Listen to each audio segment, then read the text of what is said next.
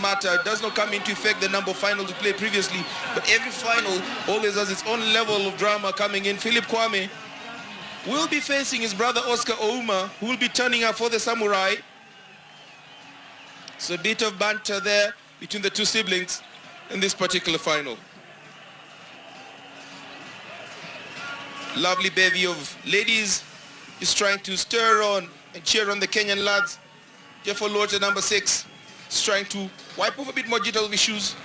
Frank Wanyama and Andrew Amonde have been totally exemplary in the forwards. William Mbaka, a utility player in this team, it'll be interesting to see whether he'll be preferred to start off in the center or as a forward. And of course, Oscar Ouma has been totally exemplary for the Samurai. Felix Ayanga as well has been calling the shots from the base of the scrum. It looks like Samuel H has recovered from his injury in the last game and starts at the wing. Indeed, and remember the cup final, 10 minutes each way, should be exciting. We can see the partisan crowds here at the Safaricom Stadium, all in full voice. Remember the cup final, 10 minutes each way. Kenya will set to kick off this match. Ken Moseti, currently with the ball in hand. He lets one go up into the air. Easily recovered by Samurai, and all of a sudden there's no one to cover there, and Samurai will be looking to score straight from the kickoff. Moseti not there, and Samurai indeed score. Samurai 5, Kenya Shujaa 0, straight from the kickoff. And the try scorer Ignacio Martins drawing first blood for Samurai. Idea was actually good to try and retrieve the ball, but the execution was wanting by the Kenya Shujaa, and Samurai just showing them that they will look at punishing them at each and every available opportunity.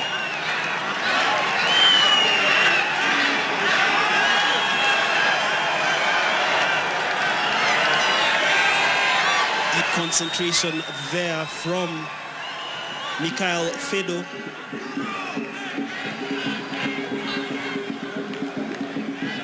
Of course, the conversion attempt is wide.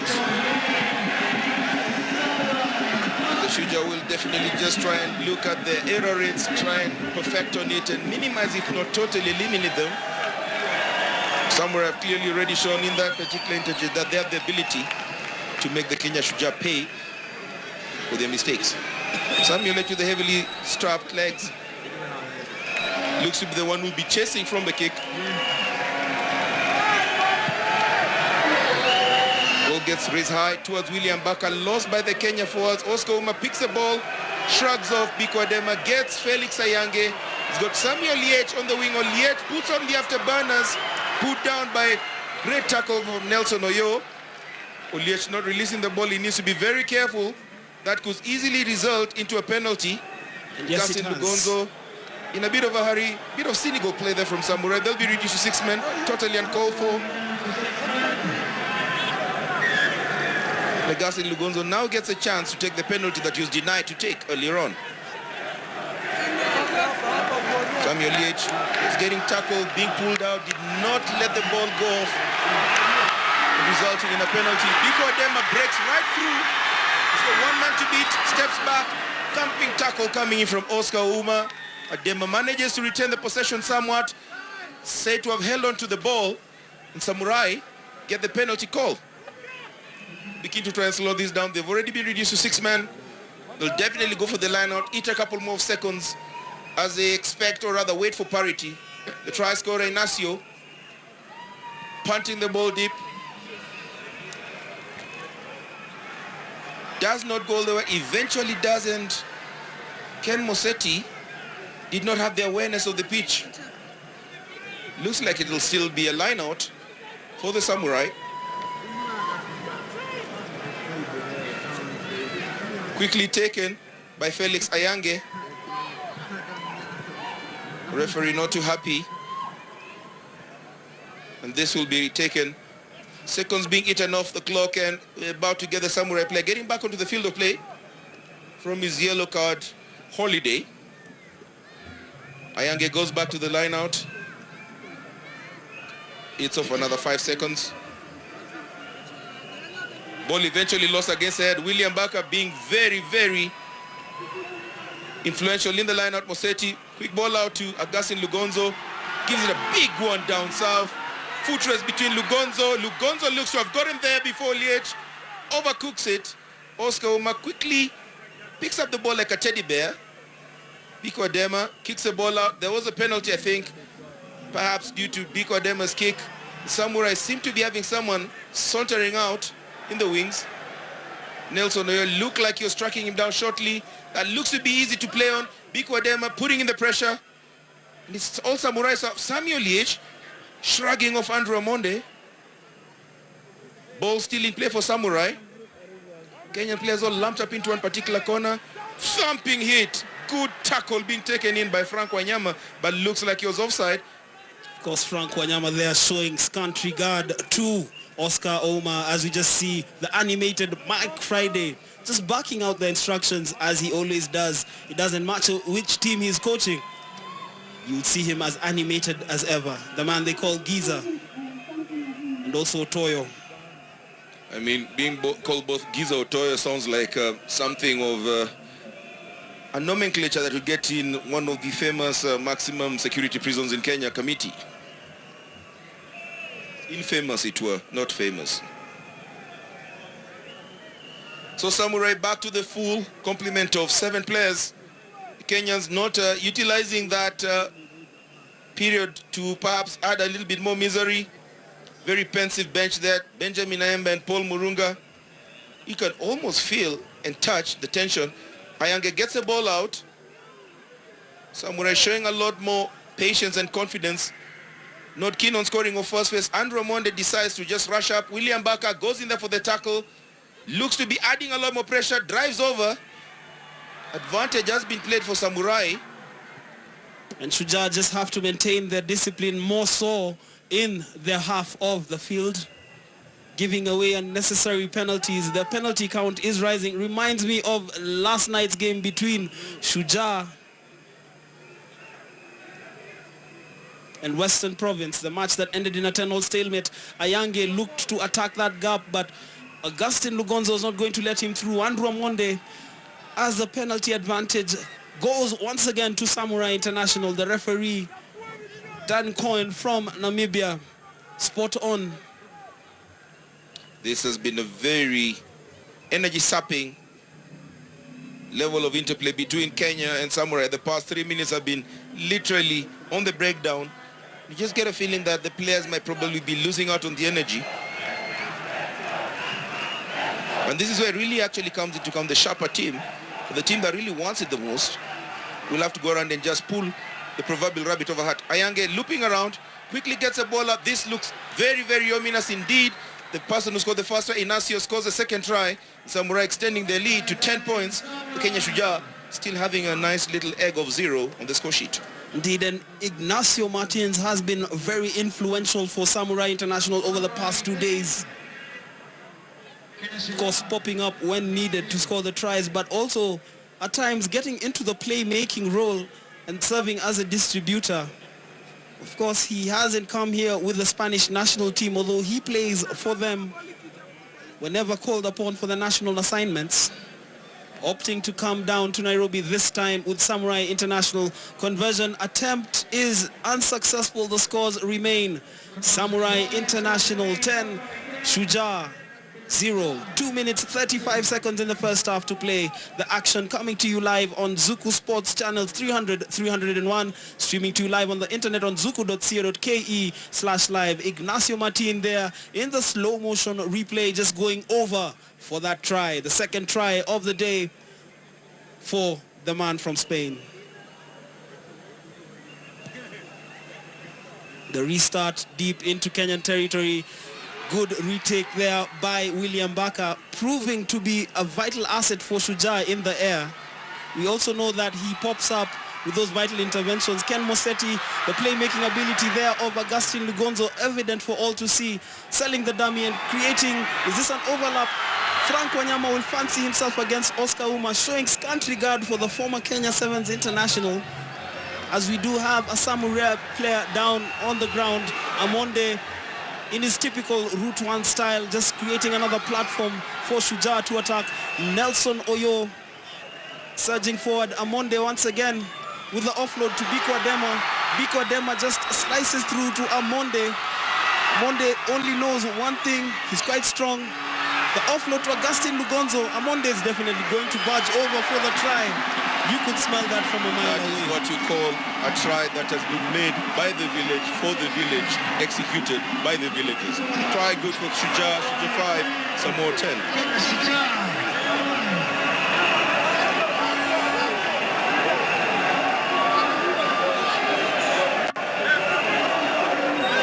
You can definitely look at the players' faces. That particular try really took a lot of the systems because they were really heaving, taking the big ones, sucking them deep for the conversion attempt. And it gets the crowd here at the Safaricom Stadium alight, vociferous into that song that we all know and love, Ole, Ole, Ole. I'd like to find out the meaning of Ole, Ole, Ole. Maybe Hillary, once upon a time in your budding music career. That's the Ole Ole Ole and scores the conversion. Kenya 7, Samurai 10. The conversion there by that man in the picture, Biko Wolfgang or Wolfie Adema. Ken Moseti set to kick Kenya off. Another score before the interval will just make things a lot more interesting in the second half. You see the Samurai player trying to do everything, including trying to trip Andrew Amonde, but the stubborn Amonde just kept on moving like a possessed bull terrier. The kickoff from Kenya, not going 10 meters, gifting Samurai with a chance to have a half penalty kick at the center. Felix Ayange, the man in your picture, Kenya Sevens International, with the ball in hand, swings it out while the Samurai players would be more than happy if the scores remain this way before the interval. But Oscar Uma gets the ball in, barges in, doesn't look to have that level of sentimental attachment to the red shirt for Kenya, and indeed Kenya win the penalty there. Samurai need to be very careful, being cynical and walking with the ball. Will have the capacity of getting them cutted. Amonde keen on just trying to ensure that there's another try, gets a ball to Adema. You can tell from the body language the Kenyan players looked to have really been aggressive. And Augustine Lugonzo passed through the center, absolutely from nothing. The man they call Aga uses his quick feet, dashes all the way, and try good for Kenya, who get into the lead at the interval. Kenya 12, Samurai 10. And this is the Augustine Lugonzo that we all know, the Augustine Lugonzo that we've seen light up the National 7 Series over the past 3 or so seasons. Remember, he's been top point scorer, but just blighted by injury when he finally got his Kenya Sevens breakthrough. Just hoping for an injury-free season for the young man. Biko Adema attempting the conversion. He nails it. Shujaa going 14-10 up against Samurai. The fans there up on their feet, but they ought to be careful not to spill their drinks as the vending bars are a bit far from the stadium. I always say the one thing that you'll always expect a fan or someone who's a reveler is for them to dance and not knock over their drink or spill it while they're dancing. In the level of awareness is quite clear.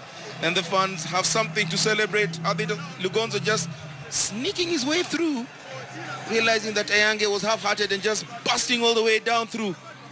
The former Kakamega High School player, Augustine Lugonzo, just making yet another former Kakamega High School player, Felix Ayange, look like a total idiot. hapo katikati. Sasa yeye tunacheki win pale inaenda. Tunapiga hivi.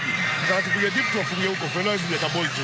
Na magazi hata shuka wote. So tukienda wote tuachitumze mmoja tu. Mmoja. Sasa tupigia. Na wewe, tupigia sawa. Tuweke. Nini kile tuweke stop tu wai. Tuduko chini. Sawa ga. Sawa. Ndio kitu down to team. Felix make it. Sawa. Let's keep our ball. But patience more to attack the defense, yeah. Two tries to throw kwa sababu tulikuwa iga. Yeah. Patience too. Sawa boys, set 1 ndio imeisha. Set 2 ndio inaenda. The bless. Oh our Lord Jesus Christ and the love of God and the fellowship of the Holy Spirit be with us now and forevermore. Amen. Shujaa 1 2. Shujaa.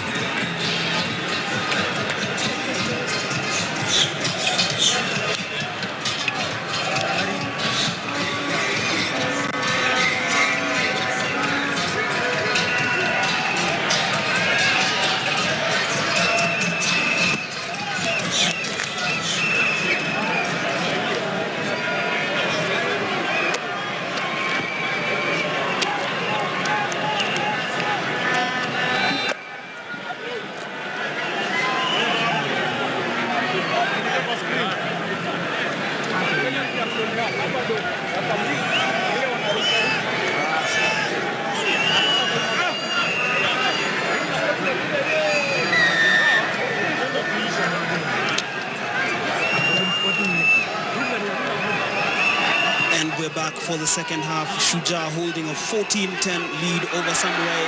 Brilliant take in the air from William Baka. Probably a replacement for Humphrey Kayenge. Remember, Kenya has suffered in the air since these two gentlemen were missing. Baka just adding that dimension. Remember, he also adds the attacking dimension, and he's quite a handful at the breakdown as well. Nelson Oyo just getting the ball, jinking his way through, trying to ensure the platform Kenya is not lost. William Baka gets the ball, barreling his way there, does very well, almost makes it Ken Moseti with the ball. His boots let him down, gets the ball eventually to the big man in the wing, Wanyama. Wanyama goes over. Try good for Kenya, try scorer, that man with the crab walk, Frank Wanyama, and his little jig as well. Kenya Shujaa 19, Samurai 10. And Frank Wanyama's dance instructor must be one very happy person, as you just see the fans do the Kayumbet in the stands.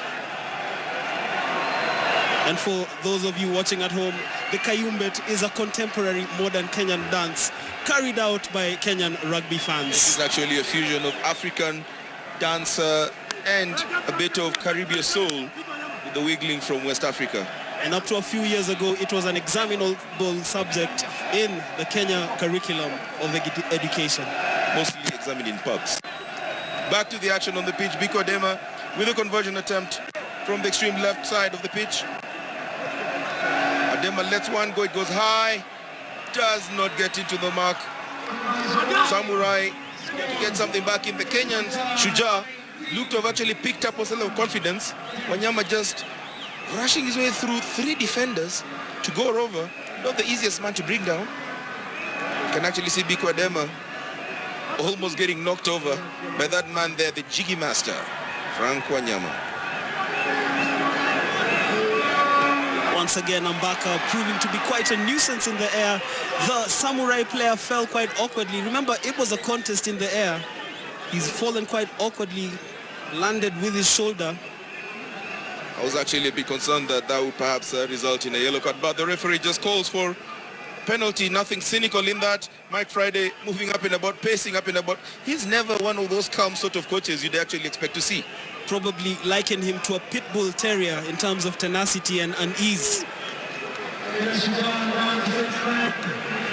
Both players are up in the air. William Baka wasn't cynical on that, and Oscar Uma perhaps should have done better to hold his teammate in the air, remonstrating with the referee there. Of course, William Baka did not do that with any undue or unjust motives. Basically, was just up in the air, and gravity is definitely not a friend of anyone who's up in the air.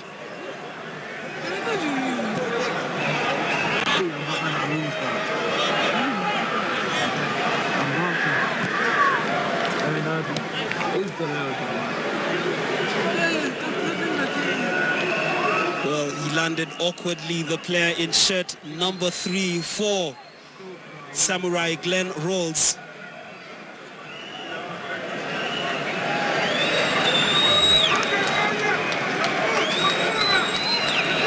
As the referee Dan Cohen just having a word to the Samurai players. It certainly looks quite okay. Must have asked him about his address and the name of his first girlfriend.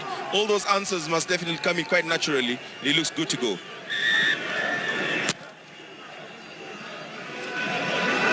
Of course, the penalty awarded to Samurai, but once again, this match remains a contest, quite close. 5 minutes into the second half, we still have another 5. The lights are on here at the Safaricom Stadium in Kasarani. Great rugby action it has been over the past 2 days. Samuel Liech up against some of the players he has trained with and played against in the Kenyan League. Of course, the penalty advantage remaining with Samurai International, looking to quickly take it, which they do. Felix Ayange has been rather quiet in this match. Oscar Ouma, the Shujaa players not allowing him much.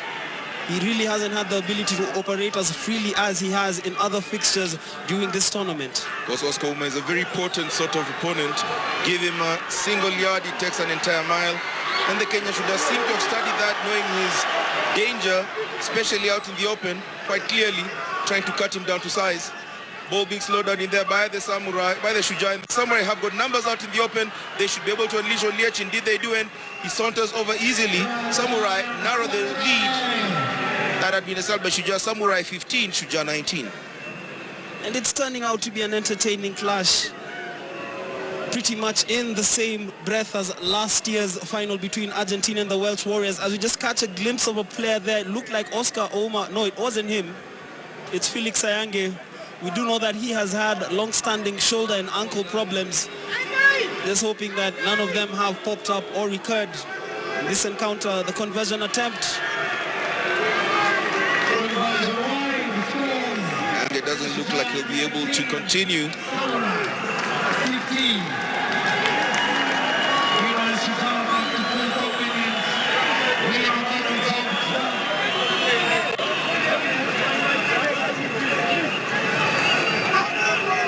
Felix Sayange getting off the field of play has already been replaced, and the Samurai will be keen on trying to just grind down what is remaining in the next couple of minutes.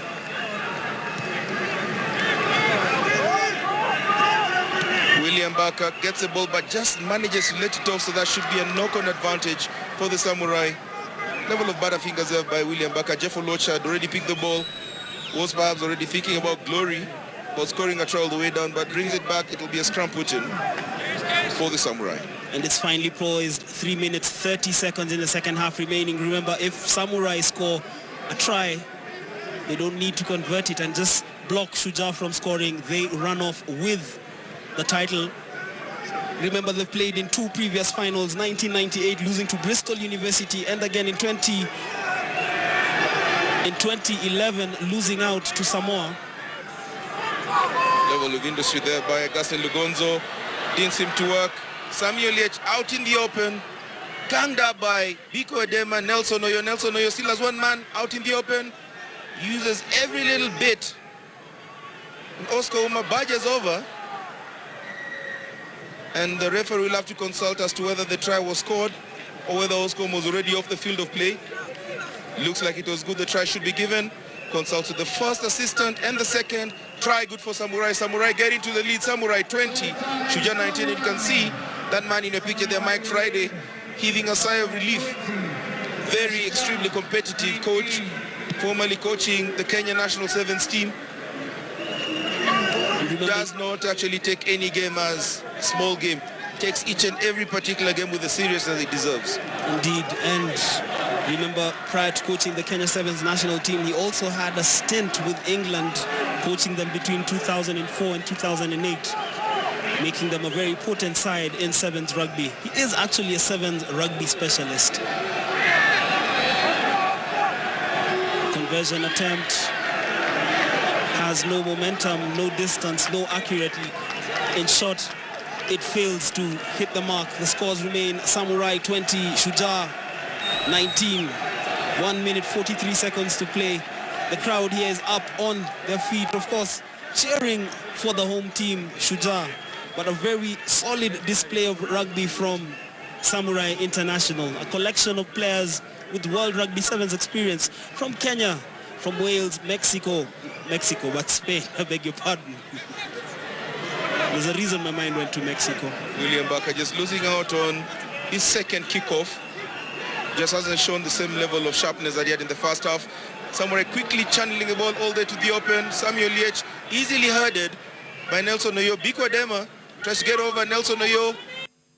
I'm not too sure, but it is a good result for Samurai International. They are crowned the winners of the 2015 Safari Sevens. We just see both players and coaches from both sides exchanging the pleasantries that are the formalities of the game of rugby once it is over.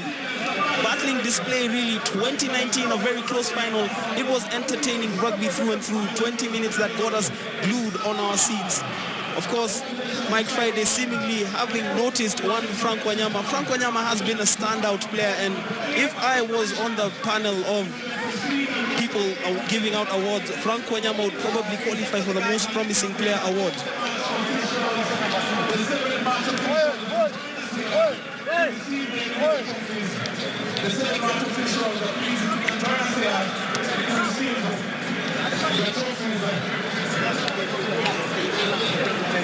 you can just see the images coming here from the Safaricom Stadium. Of course, Shujaa have lost in the final to Samurai 2019. Remember, it was Samurai who went ahead 2 tries unconverted by Ignacio Martins before Shujaa came back through tries from Andrew Amonde and Augustin Lugonzo, both of which were converted by Biko Adema. Frank Wanyama went over for Shujaa after the break to see them go 19-10 up before tries from Samuel Liech and Oscar Ouma, eventually securing the 2019 result for Samurai International, ending a 17-year wait for the title. As you just catch the images here from the Safaricom Stadium, the dancing girls, the media. It has been a great 2 days of rugby action that has come to you live on Zuku Sports. Just a confirmation of the full-time scores: Samurai 20, Kenya Shujaa 19.